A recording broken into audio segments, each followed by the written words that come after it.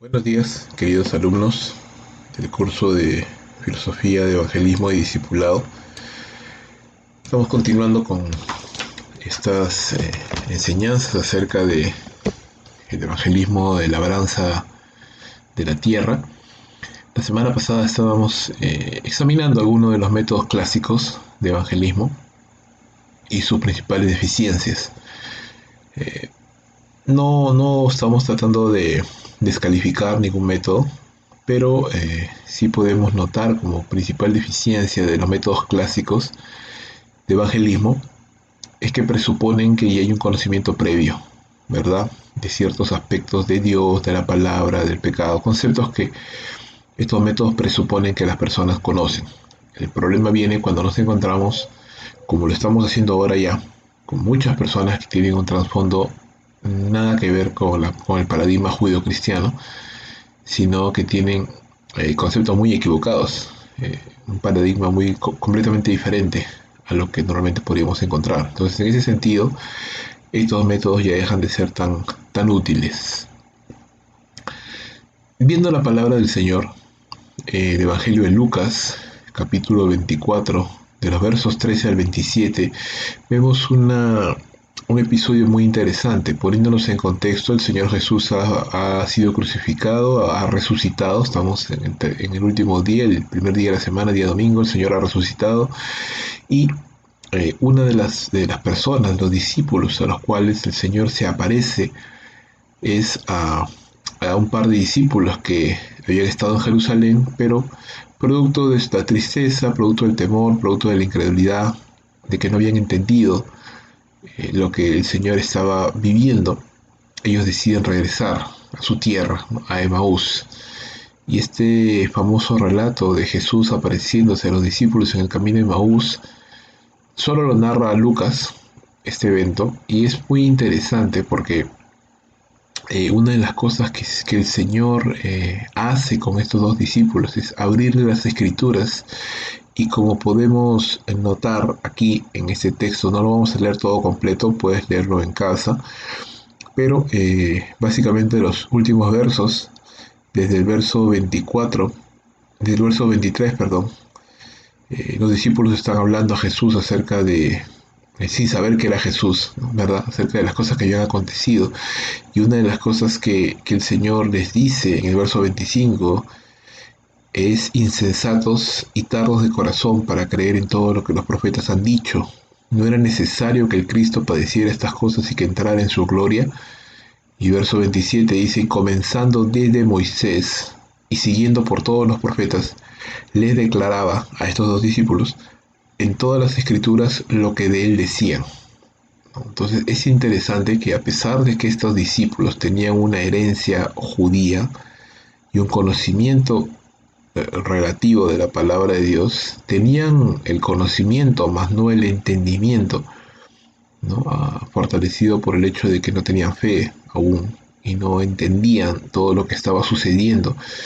Y es interesante que el Señor Jesús, a pesar de esto, Él se toma el tiempo, ¿verdad?, de poder explicarles desde la palabra de Dios todo esto que vamos a denominar en esta clase como la meta narrativa de la redención, la gran historia de la salvación de Dios. Y Jesús empieza desde Moisés, ¿verdad? Desde el Pentateuco, desde Génesis, hasta eh, el- las épocas actuales.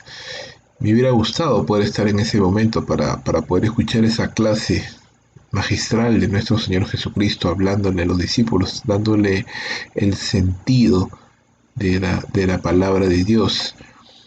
¿Y qué acontecimientos piensa que Jesús pudo haberles explicado desde Moisés y siguiendo por todos los profetas? Bueno, ya estamos especulando un poco, ¿verdad? Porque la Biblia no lo narra, pero seguramente eh, pienso tal vez el Señor les hubiera mostrado, ¿verdad? A ellos este texto tan conocido por nosotros de Génesis 3:15, cuando Dios habla acerca de la simiente de la mujer, o cuando el Señor sacrifica un par de animales y con sus pieles viste a Adán y Eva, ¿no? Ese sacrificio primero, o este evento cuando Dios pide a Abraham sacrificar a su hijo y al final no lo permite, sino que provee un becerro, ¿no? Un cordero como sustituto, o los eventos de la Pascua judía y en Éxodo capítulo 12, o en Números cuando hablamos acerca de la serpiente de bronce, que luego Juan lo menciona en su evangelio, y la profecía de Isaías con respecto al siervo sufriente, tantas cosas, tantos eventos, realmente es verdad lo que dice la Escritura, todas las Escrituras dan testimonio del Señor, y este pasaje en Lucas 24 es muy importante, muy interesante, porque nos muestra que el Señor sí consideró, por lo menos en este caso, hacer toda una suerte de panorama, de estudio panorámico, cronológico, de verdades bíblicas que estos discípulos necesitaban entender a la luz de la salvación, a la luz de la obra de Jesucristo. Recuerda que la obra de Cristo Jesús es la culminación del plan de Dios para la salvación del hombre, y todas las escrituras cobran sentido a la luz de la persona y de la obra de Cristo Jesús. ¿Sí? No es que la persona de Cristo Jesús cobra sentido a la luz de la palabra, no. La Biblia entera, los relatos, las profecías, los acontecimientos, todo lo que la Biblia nos muestra, cobra sentido a la luz de la persona y obra de Cristo Jesús. Él es quien le da el sentido a todo esto, porque Él es la culminación de ese plan de Dios. Lo que estaba velado en tiempos del Antiguo Testamento se muestra con claridad en tiempos del Nuevo en la persona del Hijo de Dios. Entonces, esto es importante tenerlo en cuenta. El hecho, pues, como vuelvo a repetir, es que la Biblia nos muestra esta gran historia, ¿no? Esta gran historia de la salvación que empieza desde Génesis y va a terminar allá en Apocalipsis. Aquí en esta sesión estamos colocando un pequeño video. Hay dos videos en esta clase, uno es sobre la historia de los Itau, y luego vamos a hablar de eso. Y también hay otro video acerca de la historia de la Biblia, justamente mostrando un pequeño panorama muy breve, pero muy ilustrativo, de cómo podemos ver la Biblia como una gran historia, no como un conjunto de libros separados.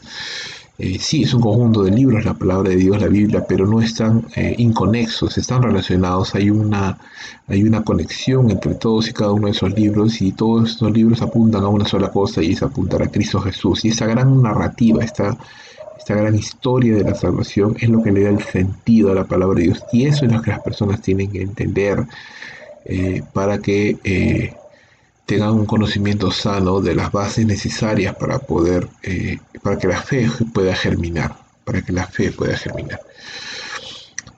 Siguiendo en la siguiente diapositiva, vamos a ver algo muy importante: los métodos clásicos de evangelismo, ¿no? Caminos romanos, las 4 leyes espirituales, y etcétera. Estos métodos de evangelismo básicamente son un subconjunto de la teología sistemática. ¿A qué se refiere esto? La teología sistemática es una rama de la teología que nos muestra las verdades bíblicas en un conjunto ordenado de temas. Como tú bien sabrás, la Biblia, en la Biblia encontramos teología, pero no está ordenada. Es decir, no hay un libro que hable solamente de la salvación, no hay un libro que hable solamente de Dios, no hay un libro que hable solamente del pecado. Si bien es cierto, cada libro tiene un tema central, tiene muchos subtemas, y podemos encontrar doctrinas en todos los libros de la palabra de Dios, y de una manera, no en un arreglo. Entonces lo que hacen los teólogos, los estudiosos, es tomar estos textos de diferentes libros y ordenarlos, agruparlos por categorías, por conceptos, todos los que hablan de Dios, todos los que hablan del hombre, todos los que hablan del pecado, todos los que hablan de la salvación. Eso es teología sistemática, ¿no? Ordenar, acomodar las verdades, las doctrinas encontradas en las Sagradas Escrituras en un arreglo, en un orden que nos pueda ayudar a sistematizar, a tener un arreglo ordenado de todas las doctrinas que se muestran. Y eso es lo que hacen estos métodos de evangelismo modernos. Presuponen conceptos ya preconcebidos y nos dan respuestas atemporales, como dice esta separata, nos dan respuestas temporales acerca de lo que Dios desea para el ser humano y lo que Dios demanda, y la realidad del pecado en el hombre. Y no está mal, está bien esto. Hay algunos conceptos que se presuponen, hay otros que se explican, pero cómo somos nosotros, cómo estamos diseñados. Nosotros estamos diseñados para entender y relacionar las cosas como una historia, como una sucesión de eventos que empiezan en un lugar y terminan en otro lugar. No estamos tan diseñados para entender o a apropiarnos de verdades simplemente inconexas que se guardan como información, porque ese justamente es el problema. Al final recibimos la información y la guardamos como mera información en nuestra mente, sin interiorizarla en nuestra vida. Pero cuando hablamos de historias, cuando hablamos de relatos, cuando hablamos de historias que involucran personas, involucran sus sentimientos, sus emociones, lo que vivieron, lo que decidieron, cómo terminaron, cómo empezaron, esto nos ayuda porque es mucho más fácil poder interiorizarlo, no solamente como un conocimiento adquirido, pero como una experiencia de la cual nosotros nos podemos identificar, y esa es una gran diferencia. Entonces, a diferencia de los métodos evangelísticos clásicos que se apoyan en la teología sistemática, lo que ese material propone es también considerar como una gran y buena opción de evangelismo las herramientas basadas en subconjuntos de la teología bíblica, ¿no? ¿Cuál es la teología bíblica? Pues lo mismo, son las doctrinas que encontramos en la palabra de Dios, pero no ordenadas en un arreglo sistemático, sino más bien de una manera narrativa. Es decir, la gran historia de la salvación, ¿no? En Génesis, y cómo esa historia se va desarrollando, lo que en teología se conoce como revelación progresiva.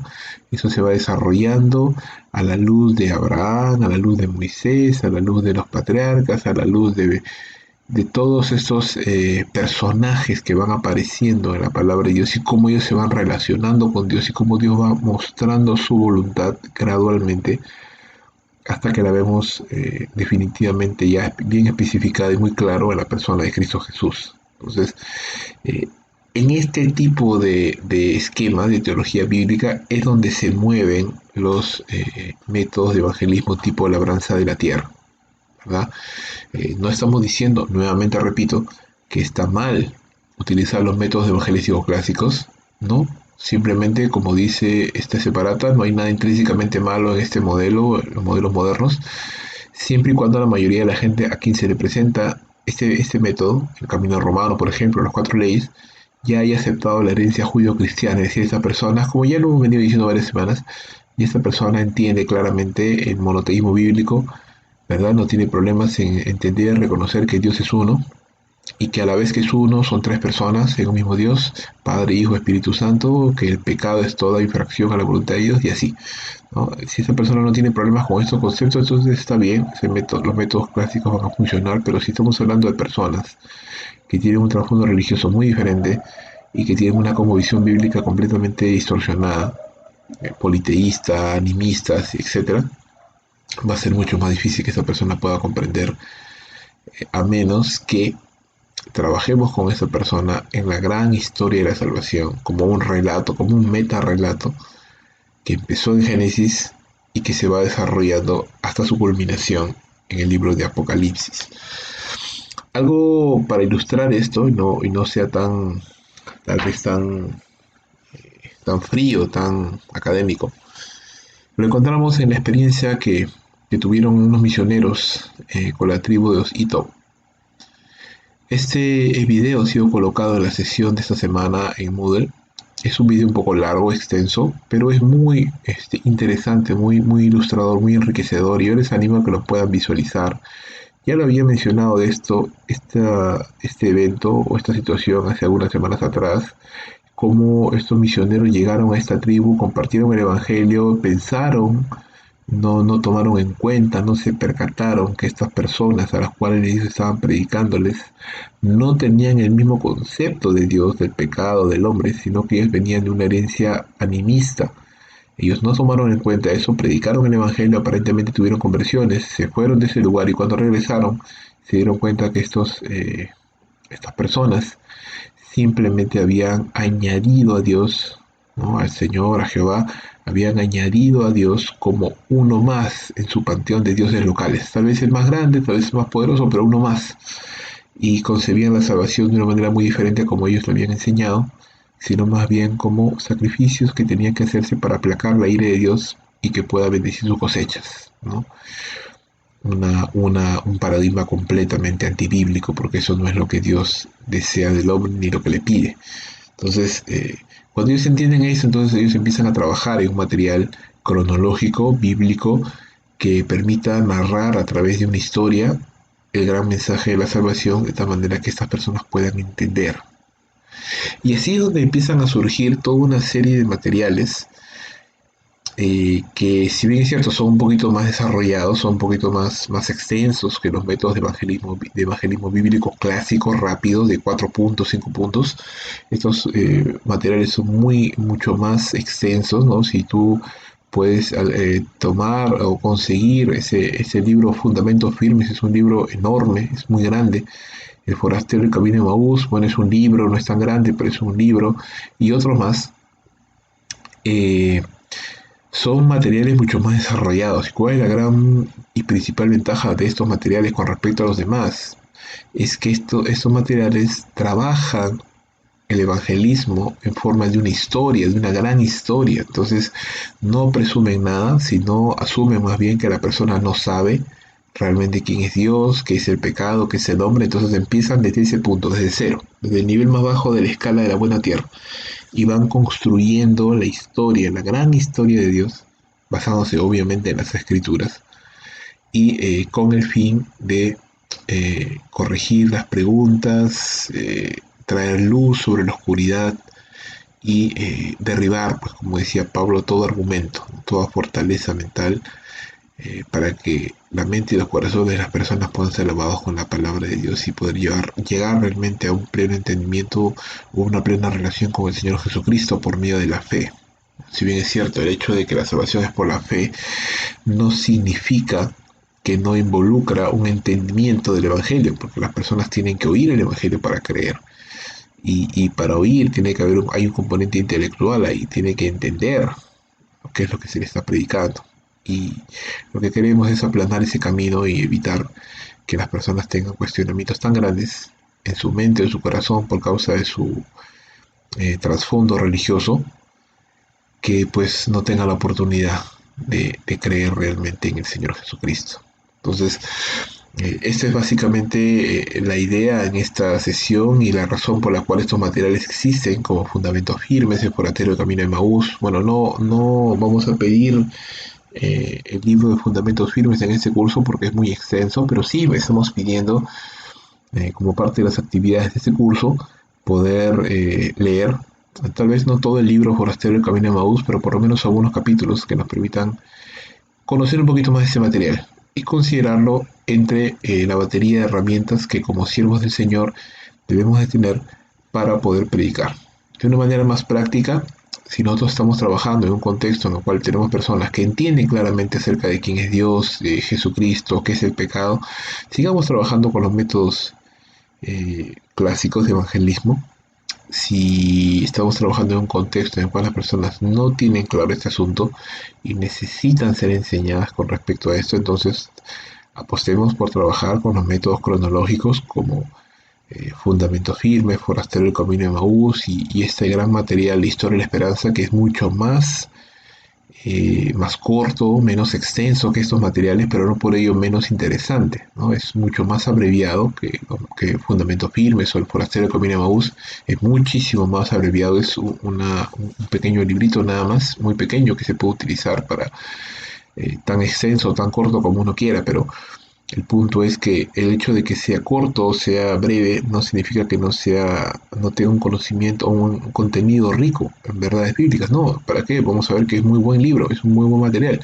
Y considerarlo también como una herramienta dentro de las que tenemos disponibles para poder trabajar con las personas según, vuelvo a repetir, el contexto y la vivencia de cada una de ellas. Muy bien, hermanos, les pido por favor que puedan realizar las actividades de la semana en Moodle en la plataforma virtual. Vean este video de Itau, es muy bueno, muy inspirador. Y el otro video pequeño acerca de la historia de la Biblia para tener un mejor entendimiento de cómo podemos comprender la Biblia a la luz de esta meta historia de la salvación, que vuelvo a repetir, solo cobra sentido en la persona y obra de Cristo Jesús. A Él apunta toda la historia y de él trata toda la revelación de la palabra de Dios. Que Dios nos ayude, hermanos, a seguir adelante en esta preparación. Que el Señor les bendiga. Nos vemos en la siguiente clase.